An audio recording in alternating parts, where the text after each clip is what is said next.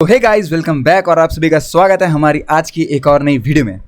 आप सभी का जो सबसे बड़ा जो डाउट था वो ये था कि भैया टेस्ट एनालिसिस कैसे करें, टेस्ट को कैसे हम लोग, चलो हमने दे दिया, वो तो हमारा एक काम हो गया। एक मैं बात और बता दूं आपको कि टेस्ट देना खुद में एक बड़ी स्किल होती है, पर लगभग आप बच्चों को पता है। जिनको नहीं पता है तो कमेंट में बता देना कि भैया वो नहीं पता है, तो मैं उस पर सेपरेट वीडियो बना दूंगा। लेकिन आज की वीडियो में हम कवर करने वाले हैं कि आखिर टेस्ट एनालिसिस कैसे करना है।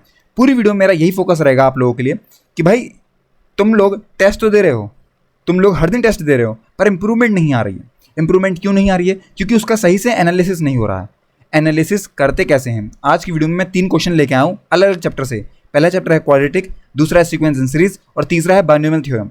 इससे आपको एक आइडिया लग जाएगा कि आखिर टेस्ट एनालिसिस करते कैसे हैं। मेरा क्या मतलब होता है कि एक क्वेश्चन अगर आपके सामने आया है जो आपने अटेम्प्ट किया या फिर छोड़ दिया है, जो भी रहा है, गलत हो गया है, उसको मॉक देने के बाद क्या करना है उसके साथ, वो बातें मैं अपनी आज की वीडियो में बताऊंगा।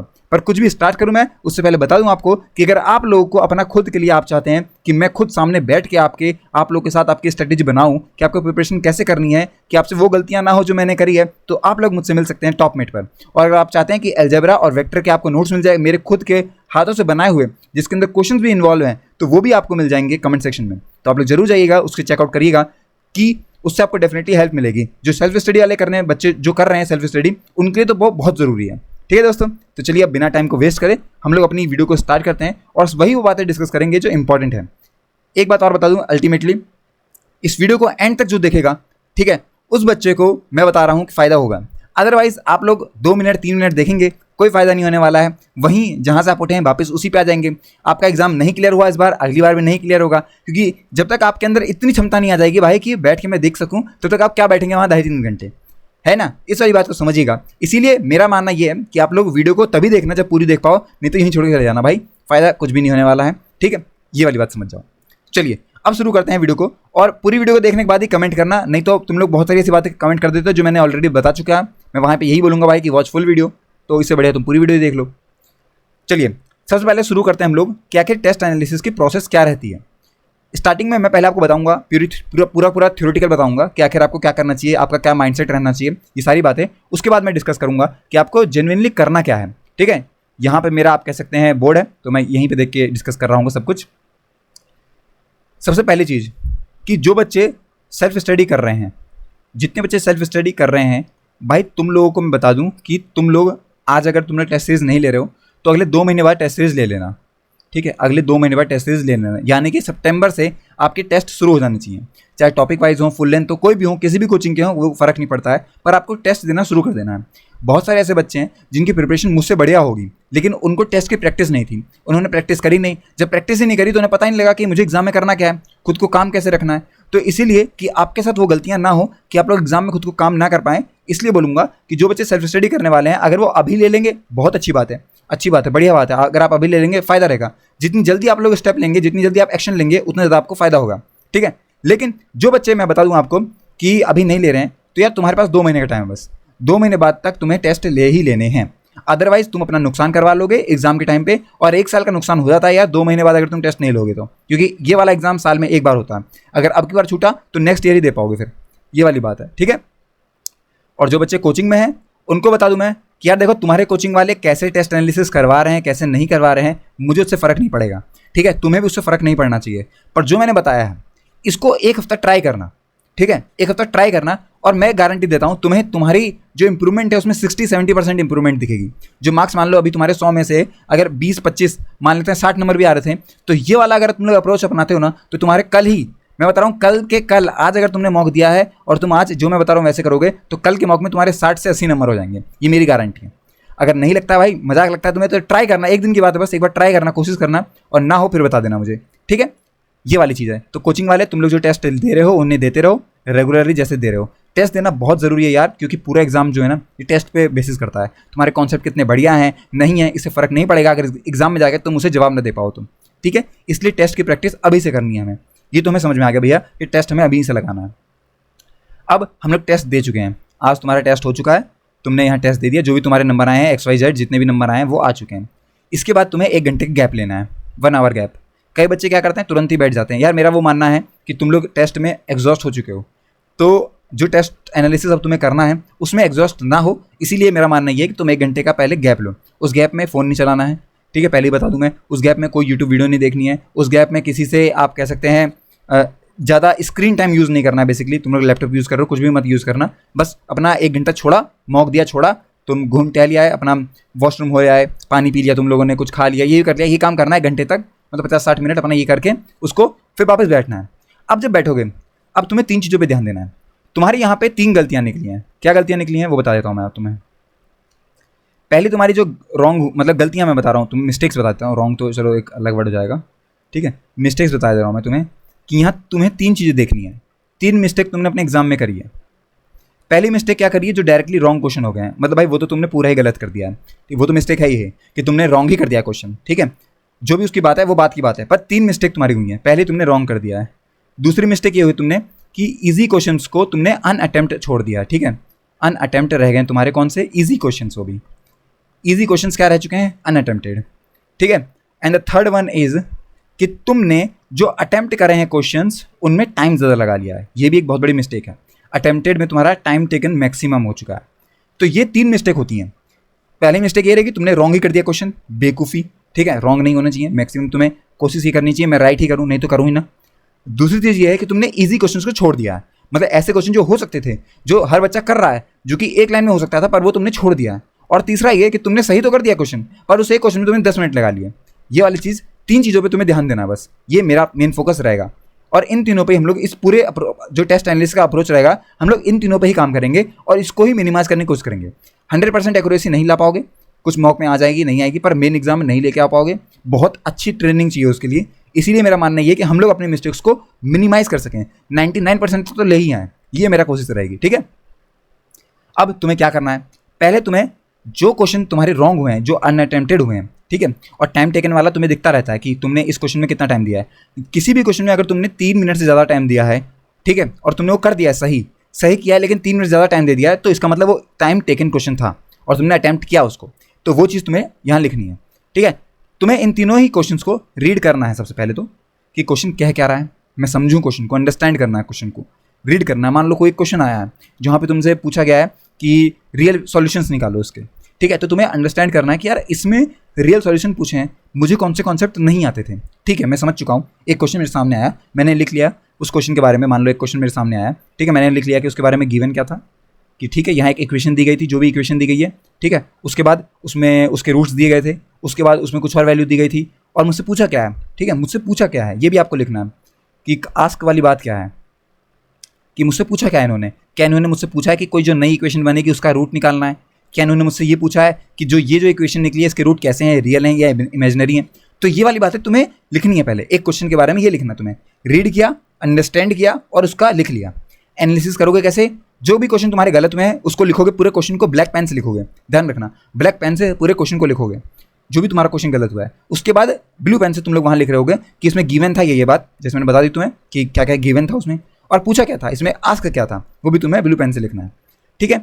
अब इसके बाद क्या अप्रोच रहेगी, जो भी उसकी एक्चुअल अप्रोच है, जो भी तुम कर सकते थे, जो सर ने बताया वो, ठीक है, ये वाली तुम्हें रखनी है अप्रोच। और इसके बाद तुम्हें जो भी काम करना है वो मैं आगे वीडियो में बताऊंगा पूरे तरीके से। बस 2 मिनट और रुक जाओ, मैं आगे वीडियो में पूरी तरीके से बताऊंगा कि तुम्हें अप्रोच क्या रखनी है, क्या तुम करोगे एग्जाम में, वो एक्चुअल अप्रोच मैं आगे बताऊंगा वीडियो में, ठीक है। वीडियो में आगे है वो, ध्यान रखना। तो बच्चे यहाँ छोड़ के मत जाना भाई, सच बता रहा हूँ मैं, नुकसान करवा लोगे। एंड द थर्ड अप्रोच, तुम्हारा टेस्ट एनालिसिस रिवीजन करने के बाद ही खत्म होगा। आज अगर तुमने टेस्ट एनालिसिस किया है, और मेरी उम्मीद ये है कि तुम आज के आज खत्म कर दोगे, कभी कभार एक दिन और एक्स्ट्रा जा सकता है, पर अगर आज के आज वो खत्म हो चुका है तो तुम्हें 2 दिन बाद इसका फिर से रिवीजन करना है, 2 डेज आफ्टर इसका फिर से रिवीजन करना है। उस रिवीजन में क्या करोगे तुम ये देखोगे कि मेरे कौन कौन से क्वेश्चन गलत हुए थे और क्यों गलत हुए थे, उसका रीजन यहाँ देखोगे, और ये देखोगे कि ईजी और अनअटेम्प्टेड क्वेश्चन मेरे कौन कौन से थे। इन 2 का तुम रिवीजन करोगे, मतलब बेसिकली इन तीनों का ही रिवीजन करोगे तुम। समझ गए तुम लोग इस बात को कि तुम्हें 2 दिन बाद इन तीनों का दोबारा से रिवीजन करना है। अब क्या शेड्यूल करोगे, क्या स्ट्रेटेजी करोगे, वो तुम्हें खुद बनानी पड़ेगी। अब यहाँ मैं बता नहीं सकता हूँ ना कि क्या करोगे, कैसे तुम डिसाइड करोगे, वो तुम्हें अपना जो भी 1 घंटा 2 घंटा निकाला और यहाँ रिवीजन करके देख लिया, बात खत्म। ये वाला काम हो गया तुम्हारा कि टेस्ट एनालिसिस में स्टार्टिंग कैसे करनी है, एनालिसिस की स्टार्टिंग कैसे करनी है, वो यहाँ से शुरू हो जाएगी। कॉपी उठाई, कॉपी खोली, ब्लैक पेन उठाया, जो क्वेश्चन गलत हुआ है उसको लिख लिया पहले, ठीक है। जो अप्रोच है वो आगे बता रहा हूँ मैं, उसको ध्यान से सुनना, और उसके बाद रिवीजन करना है 2 दिन बाद। ये वाली अप्रोच तुम्हें रखनी है अपनी। चलिए अब बढ़ते हैं वीडियो में आगे और देखते हैं कि आखिर कैसे करना है टेस्ट एनालिसिस। भैया इतनी बार बोल दिया आपने, अप्रोच बताओ मुझे जानना है कि मैं वहाँ क्या करूँगा एग्जाम के अंदर, मतलब जब मेरा टेस्ट एनालिसिस हो रहा होगा तब मैं घर पे क्या करूँगा ये बताओ मुझे। ठीक है, तो हमारा पहला सवाल जो है हमारी स्क्रीन पे आ चुका है। आई होप कि आप में से बहुत सारे बच्चों का इसका आंसर पता होगा, और मैंने लिए भी ऐसा क्वेश्चन है ये वाला कि आपको आंसर पता हो, ताकि तुम लोग ने अभी तक जितना एनालिसिस किया है अपना उसमें तुम गलतियाँ निकाल सको कि अच्छा ये वाला क्वेश्चन आया तो था एग्जाम में पर मैंने इसका एनालिसिस ऐसे किया था, भैया ने ये बताया कि ऐसे नहीं करना है। ठीक है, ये वाली बात है। अब सुनो, हम लोग एक स्टैंडर्ड अप्रोच रखते हैं। पहले तुम लोग सॉल्यूशन देखोगे, उसका क्वेश्चन का क्या सॉल्यूशन देखोगे, मतलब करोगे सॉल्व करोगे उसको। अगर तुमसे सॉल्व हो जाता है अच्छी बात है, थोड़ा टाइम देना, 1-2 मिनट देना। नहीं हो पाता है तो सॉल्यूशन देख लेना उसका। कहाँ पे देख लेना, जो सर ने दिया है वो गूगल पे मत चेक करना, कहीं और मत चेक करना, जो तुम्हारी स्क्रीन पे सॉल्यूशन दिया गया है वो, अगर नहीं दिया गया है तो मत देखना सॉल्यूशन उसका। ठीक है, ये वाली बात समझना। तो हमारा सबसे पहला क्वेश्चन क्या आता है, हमारा पहला क्वेश्चन ये आया है दोस्तों कि cosec 18 एक रूट है इक्वेशन का। ऑप्शन में 4 इक्वेशन दी गई थी और हमसे पूछा गया था कि कौन सी इक्वेशन का ये जो रूट है ये बता दो। ठीक है, तो हम लोग कैसे करेंगे, सबसे पहला जो हमारा अप्रोच, जो स्टैंडर्ड अप्रोच है, मतलब ये वाली अप्रोच तो मतलब हर बच्चा करेगा अगर उससे सही करना है, और यही अप्रोच है इसकी सबसे इफेक्टिव अप्रोच जो है वो यही है। क्या अप्रोच है, मेरे यहाँ सामने नोट्स है कि मेरे से कोई बात छूट ना जाए, इसलिए मेरे सामने नोट्स लिखे हुए हैं, यहाँ रखे हुए हैं कि मेरे से कोई बात छूट ना जाए। ठीक है, इसलिए मैं नीचे देख रहा हूँ, तो ये मत सोचना कि कहीं बता रहे हैं तो नीचे से ही देख पाऊंगा मैं। ओके, अब सुनो, cosec 18 की वैल्यू मुझे उम्मीद है आप लोगों को पता होनी चाहिए, ये रहती है। हम लोग यहाँ क्या करेंगे, रेशनलाइजेशन करेंगे। यहाँ मैं सॉल्यूशन नहीं बता रहा हूँ आप लोगों को, ठीक है, पर मैं आपको एक, जब पूरे तरीके से मैं बैठा हुआ ही हूँ तो मैंने कहा यार बता ही रहा हूँ तो ढंग से बता दूँ मैं, नहीं तो बताने क्या मतलब है। ठीक है, ये हमने कर दिया है। यहाँ से हमारी जो वैल्यू आ जाएगी वो आ जाएगी अपनी √5 + 1। ठीक है, ये हमारी cosec 18 की वैल्यू आ जाएगी, क्योंकि यहाँ 5 रहेगा तो माइनस हो जाएगा, 4 से 4 कट जाएगा और 5 + 1 आएगा। कैसे आ रहा है आपका सॉल्यूशन है, सॉल्यूशन की मैं यहाँ पे बात नहीं कर रहा हूँ कि कैसे सॉल्यूशन आ रहा है, पर ये सॉल्यूशन इसका आ जाएगा। और जब भी आप कह सकते हैं ऐसे वाले आते हैं ना, तो मान लो अगर ये अल्फ़ा है हमारा, ठीक है, तो जो हमारा बीटा रहेगा ना उसमें बस बीच में माइनस आ जाता है। ये अप्रोच है, मतलब पढ़ाई ऐसी करती है, ऐसी मैंने याद किया हुआ है, तो इसी तरीके से आप लोग ध्यान भी रख सकते हैं इसको। लेकिन बहुत बड़ी बात रहती है ना, मैं आपको बता दूं कि इनमें जो चीज़ें रहती हैं ना वो मोड में रहती हैं। ठीक है, और जब हम इसे खोलते हैं तो हमारा मोड कैसे आता है पता है आपको, कैसा आएगा बताओ, यही वाली अप्रोच रखते हैं हम लोग, बस ये आप लोग ध्यान रखना। ठीक है, अब आप लोगों ने अपना जो क्वेश्चन था इसे सॉल्व कर लिया है, यहाँ तक क्वेश्चन हो चुका है सॉल्व। ठीक है भैया, हमें समझ में आ गया और हमारा आंसर भी निकल के आ जाएगा। भाई अल्फ़ा और बीटा अगर तुम्हारे आ चुके हैं तो तुम तो इक्वेशन निकाल ही लोगे ना, उसमें इक्वेशन निकालने में क्या है, कैसे निकालते हैं कि x² - सम x + प्रोडक्ट, ठीक है, ऐसे ही तो निकालते हैं हम लोग, = 0। यहाँ पे वैल्यू पुट कर दोगे अल्फ़ा बीटा की। ठीक है, सम ऑफ रूट्स की बात कर रहा हूँ मैं यहाँ पे, यहाँ प्रोडक्ट ऑफ रूट्स की बात हो रही है। ठीक है, समझ में आ गया आपको, ये अप्रोच हमारी रखनी है जिससे कि हमें समझ में आए आगे। ये वाली अप्रोच रखनी है, जो हमारा राइट आंसर आ जाएगा वो राइट आंसर ये दिया गया है यहाँ पे। अब देखो आंसर आ गया, ये ध्यान देना, ये काम तो तुम्हें हर क्वेश्चन में करना ही करना है। इतना तो बेसिक काम करना है एनालिसिस के टाइम पे, ये तो मतलब फोरमोस्ट स्टेप है तुम्हारी कि ये तो मैं करूँगा। लेकिन तुम्हारे मार्क्स कहाँ से इंप्रूव होंगे, ये नहीं, ये तो हर बच्चा करेगा, जो एनालिसिस कर रहा है नहीं कर रहा है ना, वो भी ये काम कर रहा है। एक अलग पेन लेता हूँ मैं जिससे कि तुम्हें ढंग से समझ में आए। ठीक है, इसके बाद तुम्हें क्या करना है, तुम्हें यहाँ से अपना एनालिसिस जो असली है ना मेरा, वो यहाँ शुरू होगा। ये तो हर बच्चा जानता है कैसे होगा कैसे नहीं होगा, लेकिन तुम्हारे मार्क्स जहाँ से इंप्रूव होंगे ना वो ये वाली बात है। क्या करेंगे हम, यहाँ हम सबसे पहले लिखेंगे sin 18 की वैल्यू। इस क्वेश्चन के रिलेटेड जितनी इन्फॉर्मेशन मुझे पता है मैं वो सब यहाँ लिखूंगा। sin 18 की वैल्यू क्या होती है, √5 - 4 -1/4 हो गया, जिसको हम लोग यहाँ लिख सकते हैं कि ये cos 72 की वैल्यू भी यही होती है। सिर्फ इतना नहीं लिखना है, इसके बाद मैं लिखूंगा sin 36 की वैल्यू क्या होती है। ठीक है, sin 36 की वैल्यू होती है यहाँ पे आपकी 2√5/4। ठीक है, और ये हो गया cos 54। ठीक है, और उसके बाद sin 54 की वैल्यू हम लोग लिखेंगे। ये मेरा एनालिसिस हो रहा है। जब मैं आपसे कहता था ना कि मुझे टाइम लग रहा है, कितना टाइम लग गया भैया, इतनी देर आप क्या करते थे, तो भाई जब 3-4 घंटे तुम बैठते हो, नहीं तो लिखना है सिर्फ क्वेश्चन का आंसर लिखना है तो 1 घंटे में कंप्लीट कर दोगे, तुम लिख के फेंक दोगे कॉपी दूर। लेकिन 1 घंटे में नहीं करना है एनालिसिस, 3-4 घंटे लगने चाहिए एनालिसिस में। वो ऐसे होता है क्योंकि तुम एक क्वेश्चन के बारे में जितनी इन्फॉर्मेशन है वो लिखते हो। अब मैंने क्या किया, मैंने ये सारी इन्फॉर्मेशन यहाँ लिख ली। बेशक मुझसे पूछा गया था एग्जाम में या नहीं पूछा गया था, पर मेरा यहाँ पे इनका रिवीजन हो चुका है। ये 8 वैल्यूज़ मुझे याद हो चुकी हैं। अब कभी अगर एग्जाम में सवाल घूमेगा, अब लोग बच्चे पूछते हैं कि भैया क्या क्वेश्चन रिपीट होते हैं, तो भाई होते हैं रिपीट क्वेश्चन, पर ऐसे डायरेक्टली रिपीट नहीं होते हैं। अब यहाँ पे cosec 18 पूछा गया था, रिपीट में क्या होगा, रिपीट में ये हो जाएगा cosec 18 की जगह पे यहाँ पे cos 36 लिख देंगे, बस ये हो जाएगा। तो रिपीट ही तो हुआ क्वेश्चन, लेकिन उस टाइम पे कौन कर पाएगा, जिसने यहाँ पे जो एनालिसिस के टाइम पे ये जो मैंने साइड में चीज़ें लिखी है ना, ये लिखी होंगी, वही बच्चा वहाँ पे अटेम्प्ट कर पाएगा। क्यों? क्योंकि उसका रिवीजन में भाई जब भी ये क्वेश्चन आएगा वो 4-5 ये वैल्यू लिखता है, उसका रिवीजन हो जाता है, बस ये काम तुम्हें करना है। इसके बाद जैसे कि मैंने यहाँ पे एक ये वाली वैल्यूज लिख दी थी, ये मेरे एनालिसिस में पार्ट है। तुम लोग सोचो मेरी हैंड मेमोरी ऐसी है ना कि ऑटोमेटिकली मैंने ये पूरा लिख दिया। यहाँ पे मैं अपने एनालिसिस के टाइम पे ये चीज़ लिखता था बगल में कि अच्छा कौन सा यहाँ अल्फा बीटा कैसे रूट बन गया उनका, कैसे वो इक्वेशन में आ गए, कोई तो मेथड लगाया होगा तो इक्वेशन में ऐसे आ गए वो some of roots product of roots करके, ये वाली बात आ गई। इसके अलावा जो भी तुम्हें याद आ रहा है ना तुम उसको लिखोगे। अब मैं यहाँ सारी बातें लिखूंगा तो बहुत बड़ी वीडियो, घंटे बड़ी वीडियो चली जाएगी, उतना फायदा नहीं है कोई, ठीक है। लेकिन समझ में आया तुम्हें अप्रोच कि मुझे कैसे करना है ये काम, कैसे मुझे एनालिसिस करना है। एक क्वेश्चन उसका सॉल्यूशन मैंने लिखा, उसके बारे में जो इन्फॉर्मेशन इंपॉर्टेंट थी, जो मुझे पता थी इन्फॉर्मेशन, वो मैंने इन्फॉर्मेशन लिख ली, हो गया मेरा एनालिसिस। इस क्वेश्चन का एनालिसिस हो गया। एक क्वेश्चन का एनालिसिस करने में तुम्हें 5 मिनट लगेंगे, बात खत्म। बड़े क्वेश्चन थोड़ा ज़्यादा टाइम लगेगा, जो ट्रिग्नोमेट्री के होता है उनमें कई सारे फॉर्मुलेज लिखने पड़ते हैं, इसलिए उनमें तो और थोड़ा टाइम लगेगा, पर होगा ऐसे ही। तुम्हें जो इन्फॉर्मेशन उसके बारे में पता है वो इन्फॉर्मेशन तुम उसके साइड में लिखोगे और इस तरीके से तुम्हारा पहला क्वेश्चन हो जाएगा कंप्लीट। अब मानते हैं दूसरा हमारा क्वेश्चन आया, जो कि किसका है, किसका क्वेश्चन है, ये है हमारे क्वेश्चन का ज्योमेट्रिक मतलब प्रोग्रेशन का क्वेश्चन है बेसिकली। अब इस क्वेश्चन में हमसे सवाल क्या पूछा गया है, ठीक है, हमसे यहाँ पूछा गया है दोस्तों कि तुम लोग बताओ कि इसमें जो जीएम है रूट वो कहाँ से आया, मतलब जीएम क्या होगा रूट का। इस क्वेश्चन का जीएम हमसे पूछा गया है, ठीक है। और अब ये मुझसे जो है सवाल जो है वो खोज चुका है कि ये क्वेश्चन मैंने कहाँ किया था। तो अब मुझे तुम लोग थोड़ा टाइम दे दो। अरे कहाँ किया था यार। जिन बच्चों को नोट्स चाहिए भाई अलजेब्रा के, मैंने सारे नोट्स दिए हुए हैं, तुम लोग जाना डिस्क्रिप्शन में लिंक दी गई है, डाउनलोड कर लेना खरीद के बेसिकली। और बहुत नॉमिनल प्राइस है, 240 रुपये में है, तुम लोग खरीद सकते हो। इतना बड़ा प्राइस मैं रखा भी नहीं हूँ कि बच्चे खरीद लें। बच्चों ने मुझसे बोला था भैया 100 रुपये कर दो एक नोट्स के, पर वही बात है ना, कंपटीशन, हर बच्चा चाहता है कंपटीशन कम हो जाए, कंपटीशन कम हो जाए। मेरा कंपटीशन ये है कि तुम लोग पढ़ो बस, ठीक है। समझ में आ गई मेरी बात। अब कहाँ चला गया, अरे भाई मेरी नहीं रहा ये तो, और मैं ये भूल रहा हूँ कि मैंने क्या क्या लिखा था उसके बगल में, है ना। कोई नहीं, मिल जाएगा।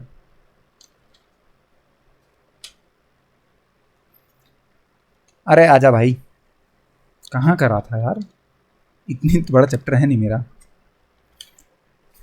लास्ट टाइम और चेक कर लेता हूँ, मिल गया तो ठीक है, नहीं तो भाई जितना पता है हम उस हिसाब से लिख देंगे।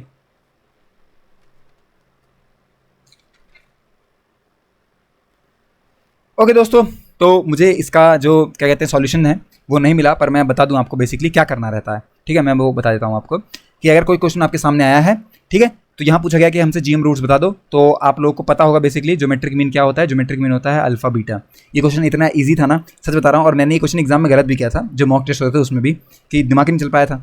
कई बार आपसे ऐसे ईजी क्वेश्चन गलत हो जाते हैं। मैं यही बताना चाह रहा हूँ आपको कि ईजी अनअटेम्प्टेड ऐसे रहते हैं वो। तो इसमें क्या है कि जीएम पूछा गया, हमें पता है कि 2 रूट जो होते हैं वो अल्फा बीटा लास्ट में होता है दोस्तों, यही है। तो इसका मतलब ये जो अल्फा बीटा है ना आपका, यही 9 कहलाता है, बस हो गया। ये था इसका आंसर। इतना इजी क्वेश्चन था ये, आप लोग जो लोग कर पाते होंगे बढ़िया है भाई। मुझसे ये नहीं हुआ था एक बार में, पहली बार जब मैंने किया था ट्राई, तो ये थी बात। लेकिन यहीं पे आपको नहीं रुकना है, इसके बाद आपको इसके जो एनालिसिस है वो करना है। एनालिसिस में क्या करोगे, जितनी बातें आपको पता हैं, जितनी मतलब बातें आप पता कर सकते हो, वो सारी बातें आपको जो है वो यहाँ पे लिखनी है। समझ गए आप लोग मेरी बात, कि आपको जितनी बातें पता है इस क्वेश्चन के बारे में, वो सारी बातें जो हैं आपको यहाँ पे लिखनी हैं। I hope you got my point, ठीक है। अब देखो इस क्वेश्चन में हमें पता है, जैसे एक ये काफ़ी इंपॉर्टेंट रिलेशन रहता है कि AM is greater than GM is greater than HM, ठीक है। ये काफ़ी इंपॉर्टेंट एक रिलेशन है।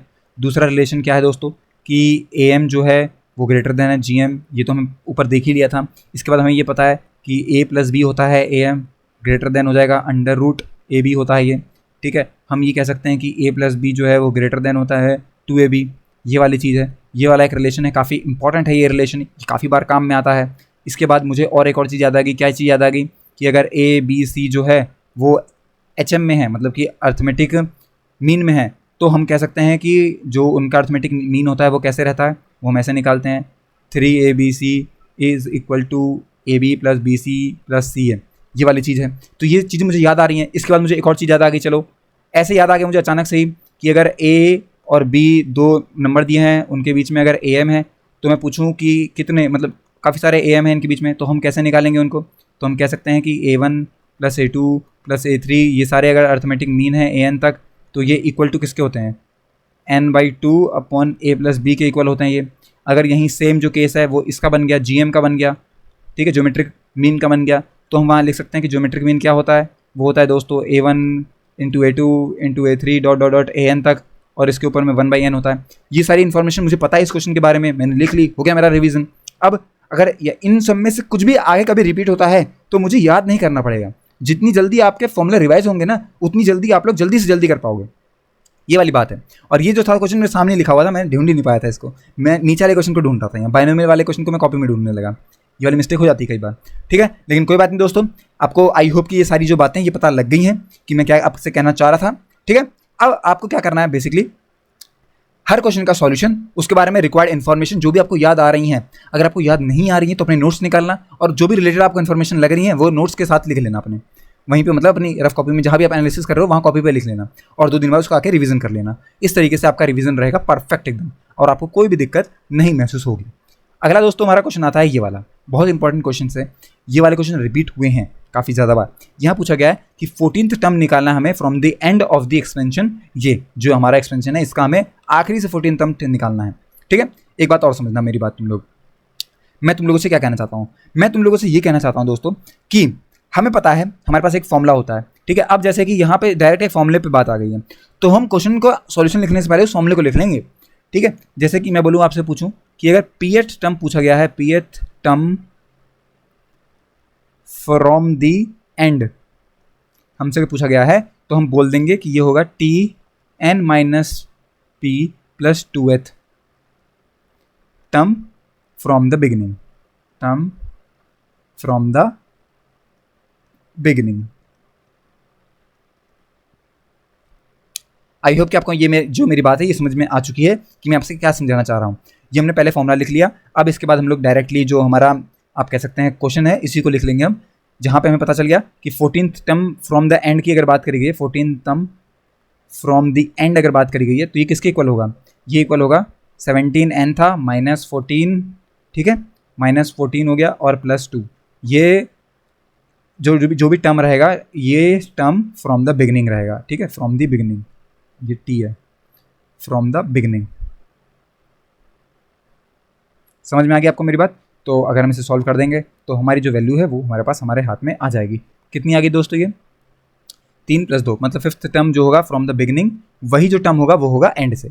और फिर आपने इसका सॉल्यूशन निकाल लिया, हमें पता है कि ये होगा 17c4, उसके बाद यहाँ पे x13/2 और y², ये हमारा आंसर हो जाएगा इसका, ठीक है। 15th term from the beginning यही लिखा जाएगा और ये हमारा आंसर हो गया। इसके बारे में जो भी हमें रिक्वायर्ड इन्फॉर्मेशन पता है, जैसे कि इस वाले, मतलब मैं थोड़ा सा कलर चेंज कर देता हूँ, हमारे बाइनोमियल में ना कुछ 1-2 इंपॉर्टेंट बातें होती हैं, जैसे कि अगर कहीं ये लिखा हुआ है NCR/NCR-1, ये कहीं लिखा हुआ है, तो हम कह सकते हैं कि ये n-r+1/r लिखा है। ये वाला एक इंपॉर्टेंट आप कह सकते हैं एक्सप्रेशन रहता है इसमें, ठीक है। इसके बाद आपको कुछ और पता है, जैसे कि अगर किसी XZ एक आपको यहाँ एक्सप्रेशन दिया गया है, इसका कोफिशिएंट पूछ लिया हमसे, तो हम उसको कैसे निकालते हैं? तो हम उसको ऐसे निकालते हैं n-r p + qr, ओके, ये वाली बात रहती है, ठीक है। ये वाली चीज़ें हैं, तो ये आई होप कि आपको ये जो चीज़ें हैं ये समझ में आ रही होंगी कि मुझे किस तरीके की इन्फॉर्मेशन जो है साथ ही साथ लिखनी है।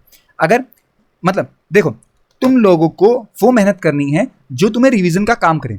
अब अगर आप लोग पूरा एक मॉक टेस्ट का रिवीजन करते हैं तो इसका ये मतलब होता है कि आपने 50 क्वेश्चन से रिवीजन करा है और आपका लगभग जो पूरा सिलेबस है इसका रिवीजन हो गया है कि नहीं? ऐसे होता है रिवीजन जब आपके एग्जाम पास में आ जाते हैं, और आपको ऐसे ही रिवीजन करना है। अभी तो हर दिन मॉक टेस्ट नहीं होते होंगे, फुल लेंथ मॉक टेस्ट, अभी तो क्या हो रहे होंगे, आपके एक चैप्टर के मॉक टेस्ट हो रहे होंगे, उसमें 2-4 क्वेश्चन नहीं पूरा चैप्टर आ जाता होगा, तो बार बार नहीं लिखना है उसको फिर, मतलब ऐसे तो आप बहुत ही ज़्यादा टाइम लगा दोगे, और बार बार लिखोगे तो भी कोई दिक्कत नहीं है। अगर टाइम है आपके पास तो लिखो, कोई दिक्कत नहीं है उसमें, ठीक है। आई होप कि अब आपको जो मेरी बातें हैं ये समझ में आई होंगी, और मैंने अच्छी तरीके से समझाने की पूरी कोशिश करी है, आपको करके बताने की कोशिश करी है कि भाई कैसे करना है तुम्हें एनालिसिस। अगर इसके बाद भी कोई आपका डाउट है तो अभी मैं संडे में फिर से आऊँगा लाइव में, आप लोग मुझसे पूछना लाइव में, और हम लोग वहाँ सही तरीके से जवाब देंगे। जो भी आपके डाउट हैं, जो कन्फ्यूजन है, वो सब मैं वहाँ आपकी दूर कर दूँगा, ठीक है दोस्तों। आई होप कि आपको ये वीडियो से कुछ हेल्प मिली होगी। अगर मिली है तो लाइक सब्सक्राइब करिए, और अगर किसी बच्चे को पर्सनली एक गाइडेंस चाहिए, पर्सनली उसे चाहिए कि मैं उसको उसकी स्ट्रेटेजी बनाऊं, खुद ही उसकी स्ट्रेटेजी बनाऊं, तो आप लोग टॉप में मिल सकते हैं। मात्र 40 रुपये में आप लोग काम हो जाएगा। और मैं जो चाहता हूं कि मैं आपको बढ़िया कंटेंट दे पाऊँ उसके लिए जो इक्विपमेंट मुझे लेना है वो मैं ले लूँगा, तो बढ़िया रहेगा, दोनों की विन विन सिचुएशन हो जाएगी। ठीक है, चलिए दोस्तों, तो आज की वीडियो को हम यहीं खत्म करते हैं, मिलते हैं नेक्स्ट वीडियो में, तब तक के लिए have a nice day and take care, bye bye.